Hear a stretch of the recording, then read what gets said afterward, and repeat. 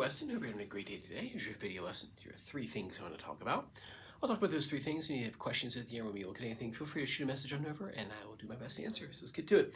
So first order of business is making sure that we are keeping up with our recital tune. Should I stay or should I go? You should be practicing that daily at this point. We have this week plus 2 more lessons before it's showtime. So I'd say like every day, just run through it once or twice with the recording, because we'll do it with the recording at the show. So just kind of briefly recap the parts of it.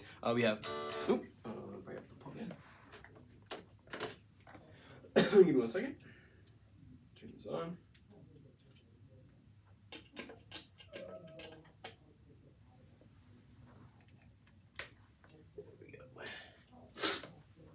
So, just real quick to recap the sections. We have this. We have our opening riff. We have D, D off, G, G, G off, D, 2, 3, 4. Right, so he does that before the vocals are singing. I think he does it two or 4 times. I think it's 2. But as soon as he starts singing, that's like the pattern that we had written down. So you have 3, 4, and then we have that G5, F5, G, and then back to the D, off G, G, G, A7 or A chord, 1, back to the D,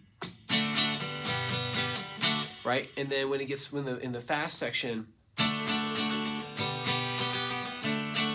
you can actually even make it easy. You can go like 1, 2, 3, 4, 1, 2, 3, 4, 1, 2, 3, 4, 1, 2, 3, 4. He's just moving faster. 2, 3, 4, 1, 2, 3, 4, 1, 2, 3, 4, 1, 2, 3, 4, 1, 2, 3, 4, 1, 2, 3, 4, 1, 2, 3, 4, 1. Back to the slow part.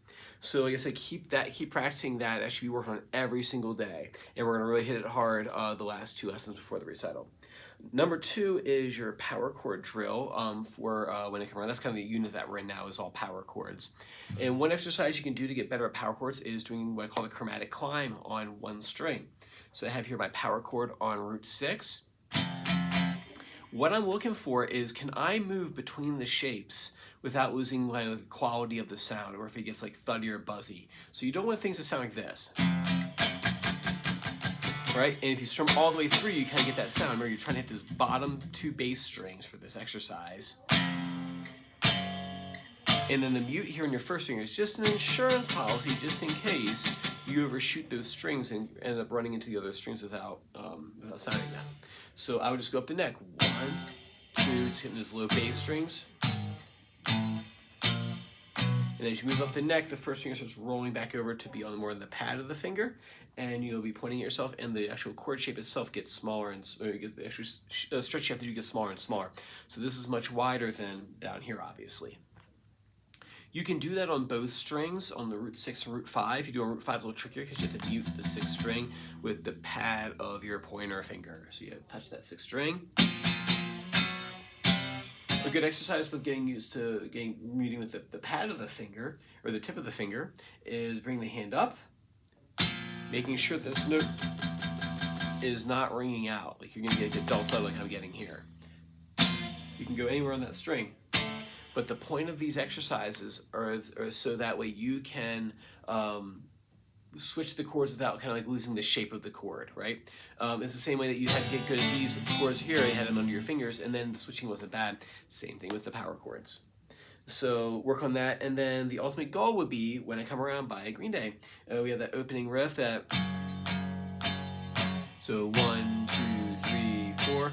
Then we're gonna go here to the 4th fret. 1, 2, 3, 4.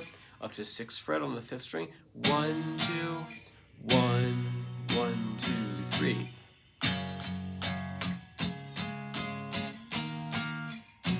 But those power chord exercises are going to help you keep that shape under your fingers.